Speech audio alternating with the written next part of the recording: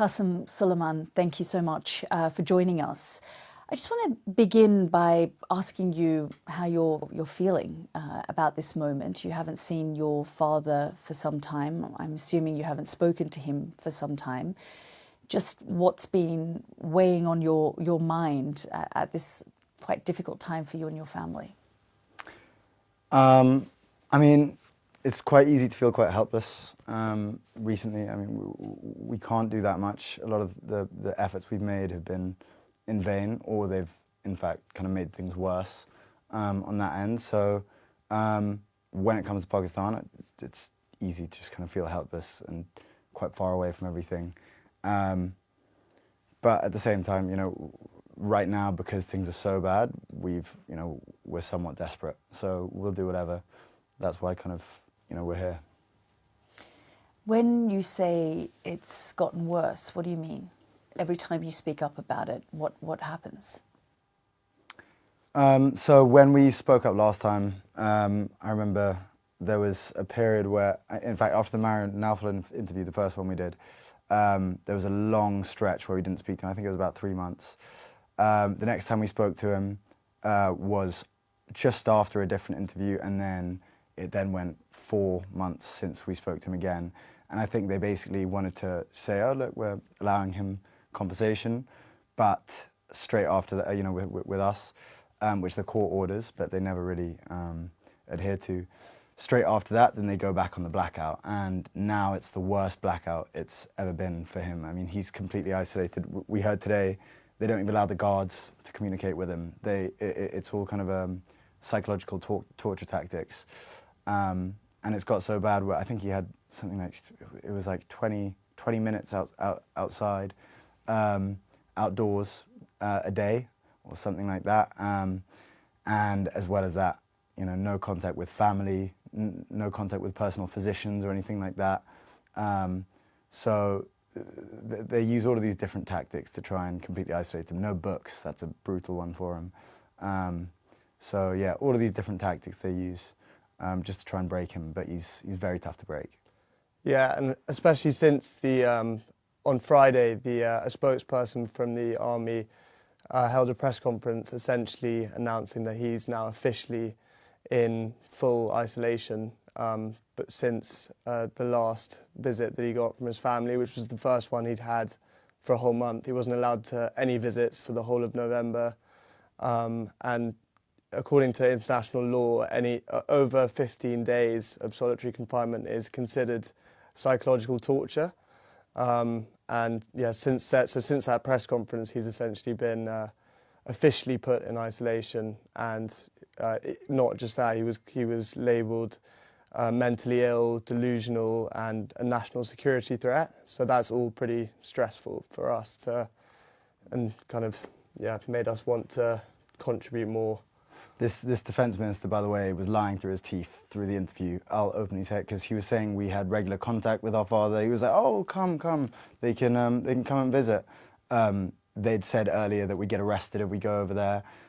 So it's just filled with contradictions. They in the interview contradict themselves, saying that India are controlling his Twitter, and then he says, "Oh, but he has Twitter access from his cell." So he's just. If you have any common sense, you can see the man's just lying through his teeth. They're the scum of the earth, these people. They're the lowest of the low.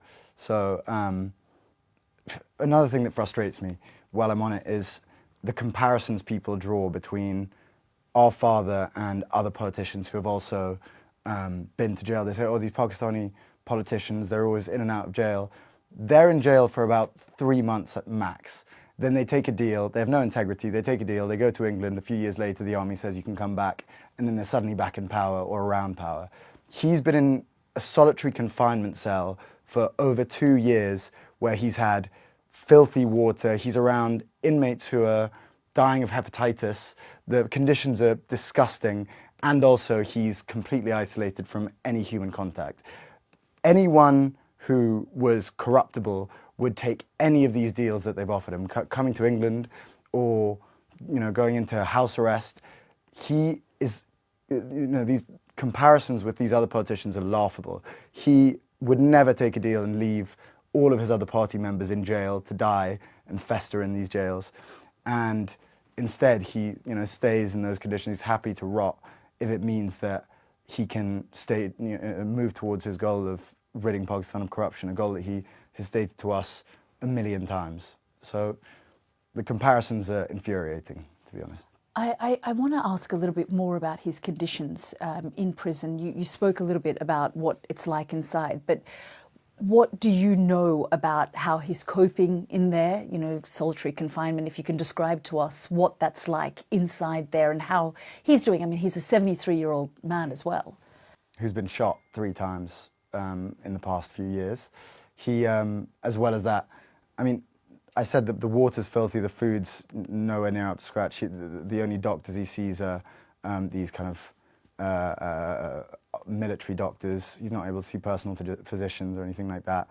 And then also, yeah, what I said about daylight. I mean, he's inside a cell for 23 hours. I think he gets max an hour, if that. I think he was getting around 20 minutes recently. So the conditions are awful. They're not bad. They're awful. It's it's been described as a death cell, the cell that he's in, because I think inmates who have been put on death row have been put in these small cells before with barely any light. Sometimes the electricity's been cut off. Dirty water, as Carson was saying, and just completely substandard conditions that don't meet international law for any sort of prisoner. So what went through your minds when you saw the images of him that were circulating on social media, that perhaps he'd died or he'd been killed? There were all sorts of rumours swirling because, of course, there was no family contact, even though every Tuesday family members, based on the court, are supposed to see him and make contact with him, and they hadn't for several weeks. Yeah, incredibly stressful, obviously. Yeah, I went straight onto kind of my family group chat, because that's the only reliable source that we have on the ground in Pakistan, but even they couldn't really answer us, because they tried to reassure us by saying I'm sure they won't touch him, but they couldn't confirm anything because no one was allowed to see him for the whole month of November. So it was only a couple of weeks ago that one of my aunts was allowed to go and see him, and then since then it's been this almost official isolation that's been announced. So, and I mean, for us, it's like, I always say, like, we kind of compartmentalise quite effectively, because you have to do that if you can't constantly think that your father's in a solitary confinement cell getting tortured. But I remember it's just you go on Twitter and suddenly you see just Imran Khan dead, his body being transferred to this. It's like, it's obviously very jarring, and it obviously pulls you out of whatever you're trying to do in your normal life, especially how helpless we are over here, not able to do much at all. So it's not ideal at all. And what did your aunt say about seeing him after that period, when that started to generate a lot of headlines and the international media got involved, the international community got involved? Suddenly she was allowed to see him again. What did she say about how he was? She reassured us that he was well, and yeah, he seemed healthy and well, but he was furious about the conditions he's being kept in, and he dictated a tweet, I think through her, or maybe, yeah, potentially through her, and I think that tweet has partly led to this reaction from the establishment to completely try and isolate him now. Yeah. I also wonder, you talked about the fact that, you guys have been warned not to come, even though the Defence Minister said you're welcome to come and you can visit him. Have you guys tried? Have you tried to engage with the Pakistani government to allow you to go and see your father? Yeah, we're now planning, because they said it openly, so unless they go against their word again, then we should be hopefully going in January. We applied for our visas, but we were, it hasn't come through yet. We're expecting it to come through, so we're planning a trip in January. And do you guys miss Pakistan? Going there and spending time? Loads.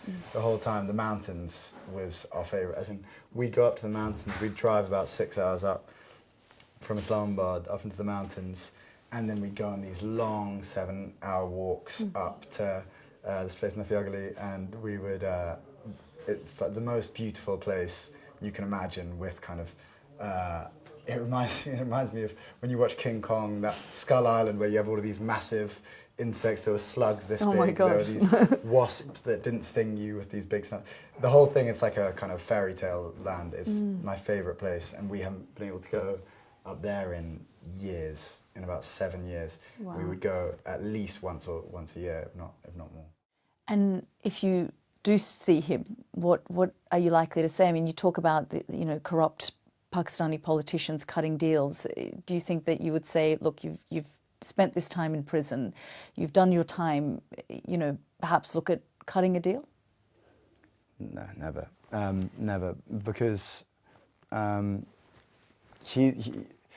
what you have to understand is we grew up with him going in, you know, head first into these kind of dangerous situations, and it's hard to understand why we would, you know, be okay with it. But it's his life. It's literally his passion and his goal. He calls it his life purpose, is to you know, help Pakistan rid it of corruption, rid it of these crooks who are currently running it and driving it into the ground. And so if he just took a deal and came over to us and lived in England, I know there would be this kind of this burning desire and this aching that he's, you know, has left his country for dead, and he'd be depressed, to be honest. I know he would.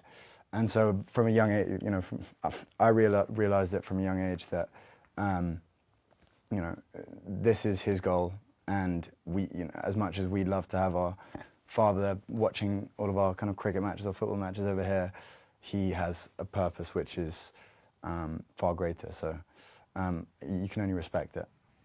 And I want to ask about that. I mean, growing up, what was he like as a father? You know, as you say, this was his purpose, but what was his relationship like with you guys? I mean, what are some of the things, the words of wisdom that a father passes on to children? For you guys to be as stoic as you are, as painful as all of this must be, you know, to understand what his greater purpose has been.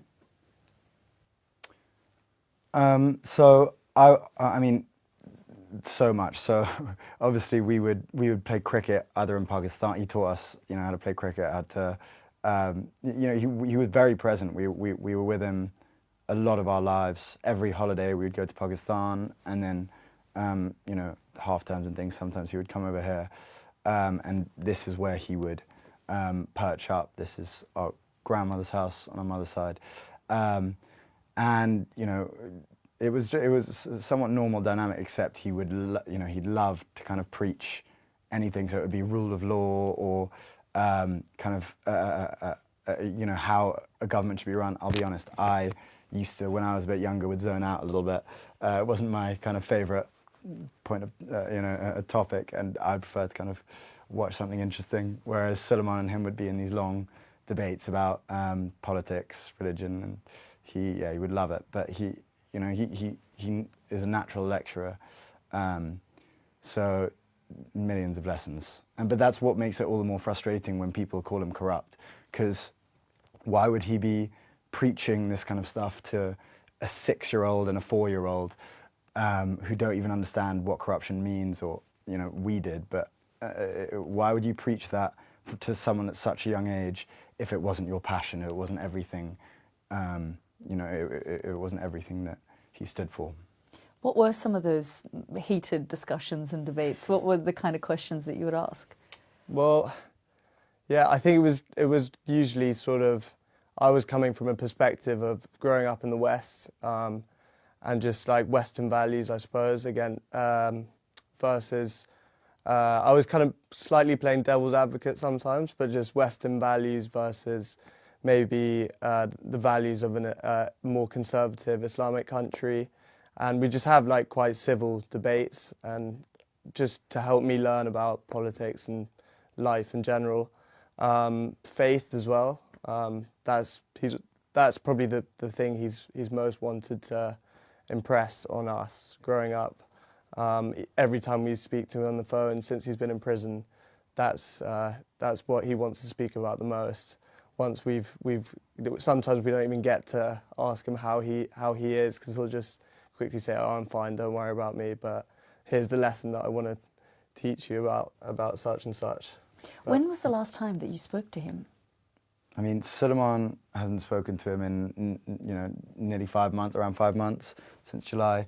I was able to get 5 minutes in before they cut it off about 4 months ago, because I dared bring up the topic of whether we'd be able to get him out of prison, like some basic conversation on strategy, and it just got cut off before Suleiman could even join the call. So, we don't speak to him at all. But one of the first things you asked earlier, kind of what we'd speak to him about, one of the first things, if it's not the first question, it's the second question, was always, how is your grandmother, whose house it is here, who he loved, tweeted that he loved her like a mother.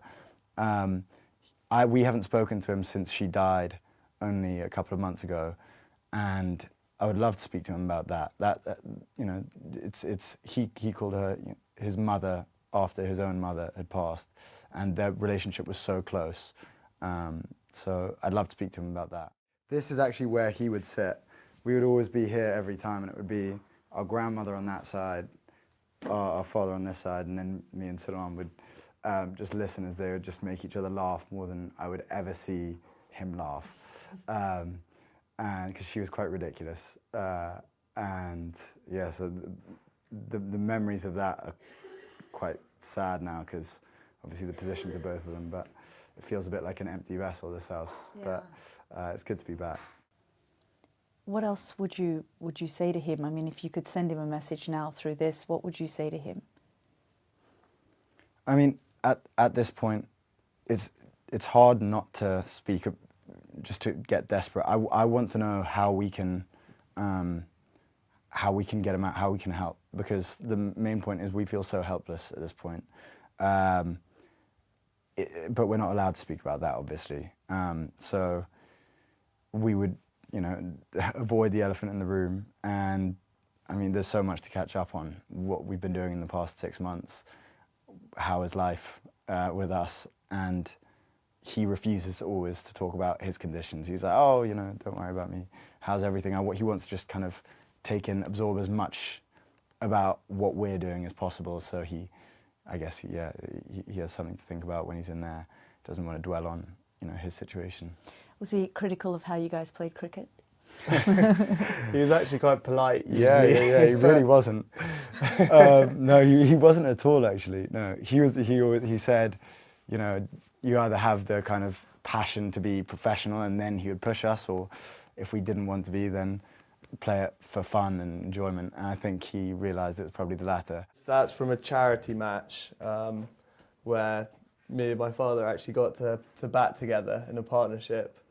And we're about to fist bump there in the second picture. I think it's a good shot. It is a really good shot. Yeah. And how did he rate you? He was gentle. I think he was quite impressed that day, but no, he wasn't pushy at all with us. I think he hit a 4 there, about 8 years old. Yeah. Oh wow. A late cut. But he talked about that partnership a lot growing up. There's a great scorecard. Nice, yeah, there's a great scorecard where you have both of their names, S Khan, I Khan, and then me. I think I got out on a duck. Oh no, never a great batsman. No, not that interested in. No, I struggled batting. And we're now we've gone from, maybe back then we did love it, but not to the degree that we would play it professionally. Now we're both kind of obsessed. So we play every year quite a lot.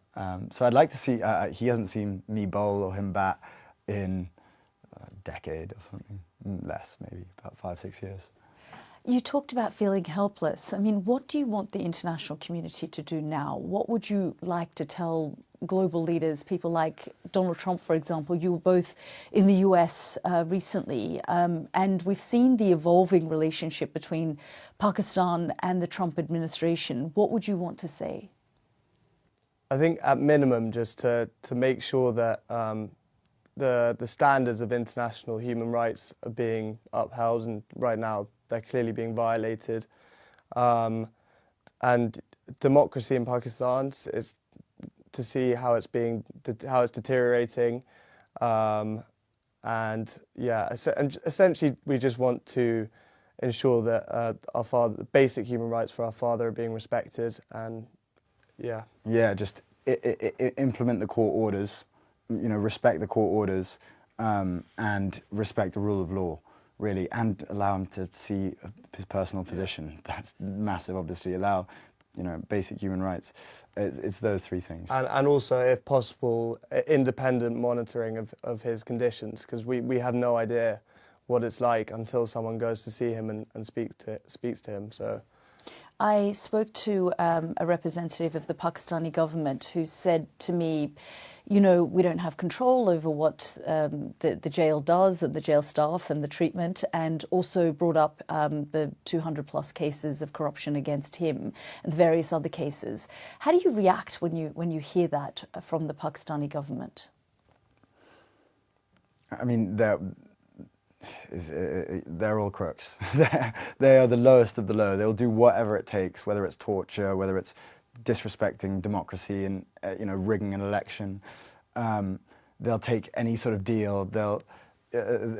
And as you see with Donald Trump, they elected him as for the Nobel Peace Prize. They'll do whatever it takes to stay in power for wealth and for control. It's the current government and the army they're laughable, and it's very, very clear to see how corrupt they are if you do the slightest digging. So there's not much you can say other than they're just it's a crooked system run by crooked people.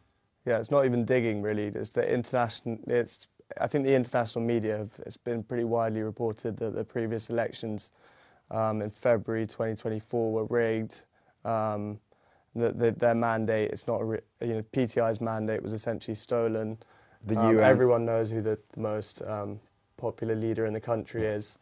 Yeah, and the UN, Amnesty International have all called it an arbitrary detainment. It's right there in front of us. Yeah, as someone said, it's not digging. It's just reading any of the articles.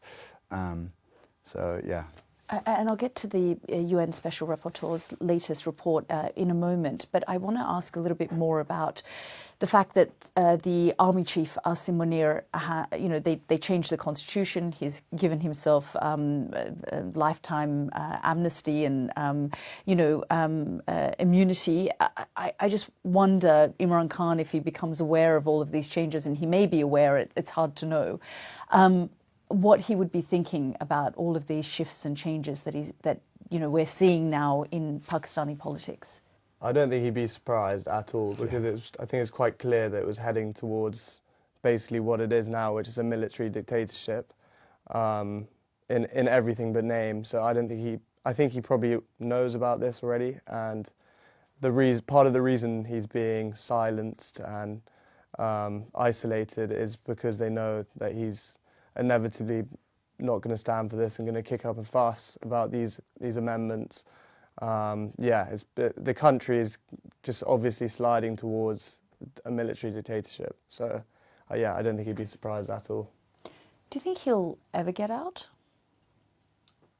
It's getting harder to see a route out at this point. We try and have faith, but at the same time, right now the conditions are getting worse.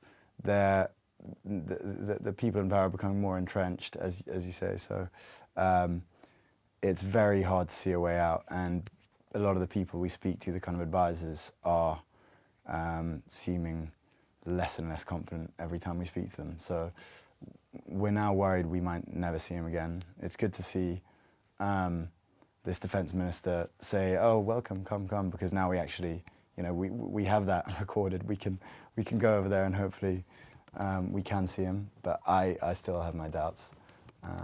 And also the fact that he's not the sort of person who's going to make any compromises or cut a deal. So, at the moment that looks like the only easy route out. But I think international pressure is always an effective way of forcing change in these situations. I wonder on messages, what you would say firstly to the Pakistani government, and what would you say to the Pakistani people? Because, you know, many say that they are too held hostage by corrupt governments and these authoritarians who are changing their constitution, and it's going down a slippery slope of authoritarianism. I would say to keep the faith and to keep making noise, even though the government and the establishment are trying to scare them into silence as much as possible. Peacefully protest if you can, and just don't allow yourself to be sort of browbeaten by this essentially dictatorship now. I've spoken to your aunt as well, Imran Khan, and she talked about the fact that she isn't able to see her brother, but the treatment of his sisters has also been quite horrendous, where they've been left outside the prison. They haven't been allowed in. You know, they try and go every Tuesday. What are they saying to you guys about, you know, the treatment that they're getting? I think one of our aunts was manhandled a few weeks ago when she tried to go to see our father on one of the Tuesdays that they're mandated to see him.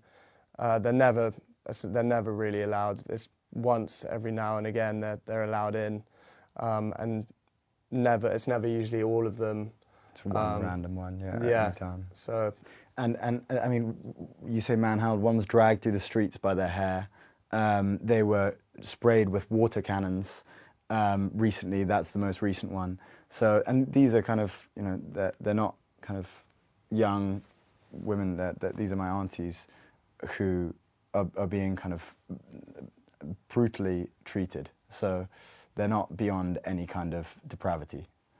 As you say, you're stuck between a rock and a hard place in terms of how much you can do in terms of your activism. You have lobbied the UN, and the Special Rapporteur has put out a very strong statement condemning his solitary confinement and saying it's against international law. What next for you guys in terms of what you do, you know, along these lines to try and get the word out there?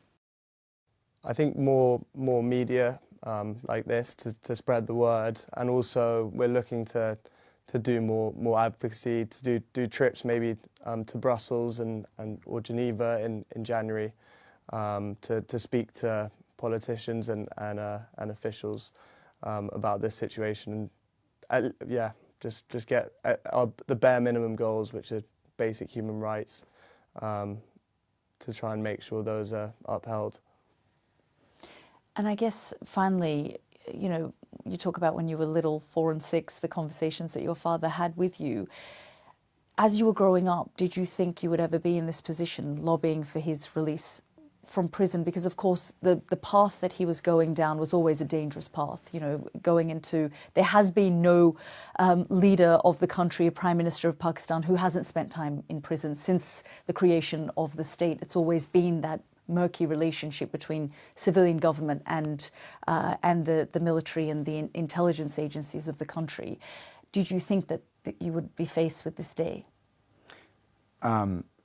Yes, probably, realistically, because we spent, you know, he especially, my brother, spent a lot of time asking him not to go into politics when there were kind of these dangerous characters killing people consistently. Except there's one really important thing that I want to clarify on that. You know, everyone says, oh, you know, all of these Pakistani politicians, they go to prison. This is just completely different. They're not all tortured in solitary confinement cells and staying there for, you know, upwards of 2 years. It's a completely unique situation, and it's the first time someone with integrity has been put in prison. What do you think they're afraid of? Popularity, yeah. Yeah. He's the most popular person in the country by a landslide. So the moment he's out, there's no chance they'll hold on to power. So they're desperately clinging on to it, however they can. Qasim, Suleiman, thank you both for joining me. Thanks so much. Thanks, Yalda. Thank you.